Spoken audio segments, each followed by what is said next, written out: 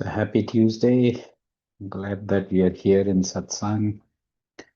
So let's just, before we get into meditation, let's talk a little bit about the overview and we'll discuss a quick topic and then we'll get into meditation.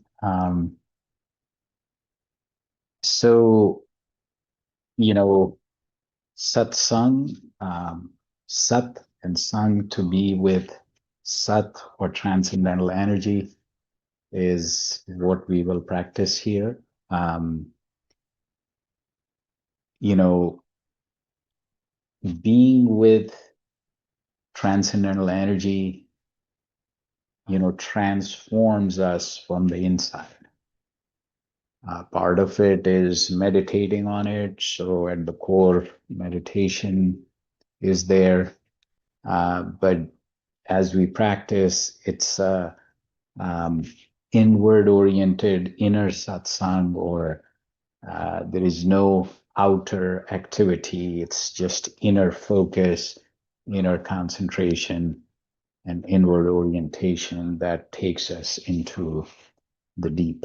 Um, and group sessions like this are part of the practice, and joy and inner happiness is what uh, we ought to evolve from within, which is already there. All we have to is uncover. So, talking about to uncover, a couple of weeks back, we were talking about unblocking our energy, unblocking ourselves. So, the resistance, mental blocks that are there, we can overcome those and the energy flows unblocked. So, if we could create that state, what would happen? So, what I was reading in one of the chapters in Guru Maharaj's 7-volume, 28 chapter book, Sadhana Can Work, it's, you know, initially through concentration, inward orientation, and meditation, we create this, create a set of, mental capabilities, and uh, so the dormant capabilities, psychological, and and it is essentially again unblocking some of the resistance within that creates this energy flow. So somehow I was thinking about, if we were to really embody this transcendental energy, and if we could fathom what that would be like, uh, we will manifest this enormously uplifting and positive energy. And if we break through these barriers, what would result is in unleashing the power that we have. So that's where, I started looking at, is our focus, or shouldn't our focus be to unleash our powers? Physical, mental, psychological, spiritual, financial, all these capabilities we should evolve. Uh, so, as I was thinking about that, so unblocking these powers, would be great. But then we need to be responsible. We need to regulate that power. And as we grow, we need to also acquire humility. Discipline. Without discipline, the practice doesn't come together. Any of this would not happen. Um, you need strength, obviously. uh, you know uh, Again, strength is the byproduct of um, creating this practice, because if you embody the transcendental energy and you don't get inner strength, uh, that to me doesn't make sense. And you ought to become courageous as well. So for some time, I was thinking about unleashing the power. But then very soon, I somehow pivoted to, you know, unleashing the power is a very self-centric concept. It sounds like a personal victory, my strength, my rise, my achievement. And soon I was thinking more about, you know, I should achieve the power so that I can unleash, the potential in other people. So unleash your potential. So this is your capacity to become useful, so useful that your growth begins to lift others. And that sounds more like it. I mean, the practice, yes, it develops your mental powers, your dormant capabilities, but instead of a self-centric practice, this is a service-centered uh, approach. Um, and if you really look at it, if one person becomes powerful versus that person lifts numerous others, which is what I have seen in satsang, it becomes a collective power. So this power versus potential, or what I can control, how far I can go, how strong I can become, versus how I can help others. But again, to help others, you need to be strong. You need to have all those capabilities. But then you flip, uh, just instead of focusing on yourself, you focus uh, on sharing that power with others. And that, uh, I think, um, you know, uh, Yuan, I think we have a friend here.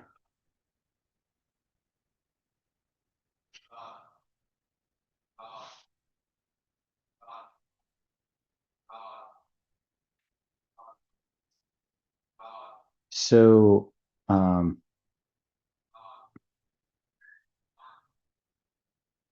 I was, you know, so I mean, if we look at it, there are so many coaches throughout the world, coaching from, school kids to, world leaders. I was just reading somewhere that, imagine that you could find someone who believes in you more than you believe in yourself. So, you know, uh, I think that is a game changer. And there's another quote that the best way to find yourself is to lose yourself in the service of others. So on that note, but all that, uh, service and creating um, or enabling the potential in others can only be done if you are in the position of strength in uh, and the way we talk about it is, first become so abundant with love, light, and peace, and so abundant that it splashes and your entire environment without you making any effort, you know, uh, gets that share, or gets to feel the love, light, and peace just by you being there. So to get to that state, we'll just practice. Um, so eyes lightly closed and sit in a relaxed and still posture and think of this conscious source of this transcendental energy in form of light. And this light is entering your heart, enlightening it, and then distributing throughout your body. And you are becoming the light. You are getting completely and totally immersed in this light. When mind wanders away, bring it back to this thought and this thought alone. That this transcendental energy in form of light is entering your heart, distributing throughout your body, and you are getting completely and totally immersed in it. We'll start with music, then music fades away, and we go deep into silent meditation, and we transition out with music again. Let's start.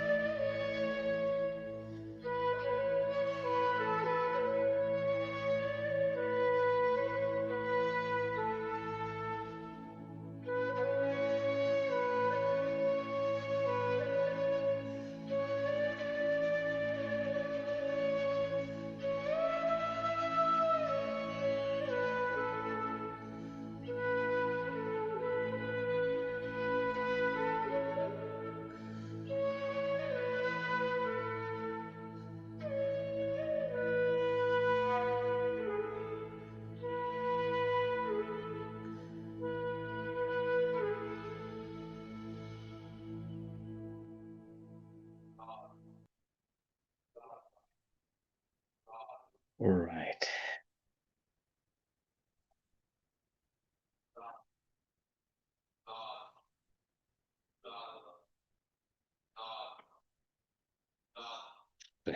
Happy Holi, everyone.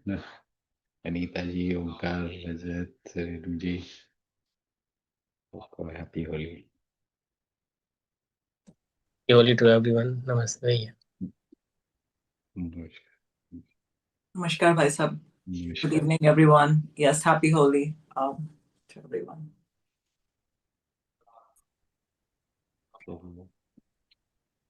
Pranam Bhaiya. Happy Holi. Namaskar.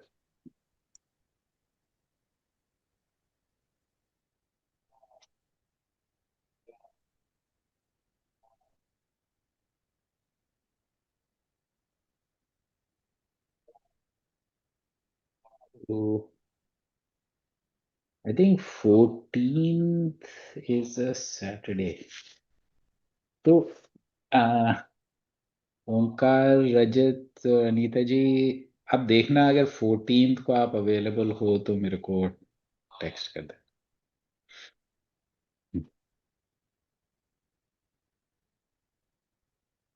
चलिए ठीक है. आपको नमस्कार. Namaste भैया. Namaste everyone. Thanks, Ron.